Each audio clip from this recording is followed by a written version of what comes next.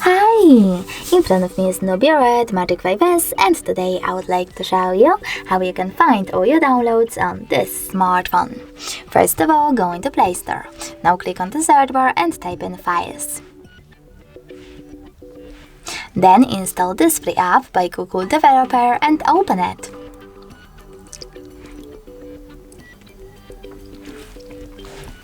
Over here, choose Continue, tap on Allow and tap on the switcher next to Allow Access to manage all files. Then click on the back button and choose Browse in the middle. Lastly, click on Downloads, and as you can see, all my downloaded files are here.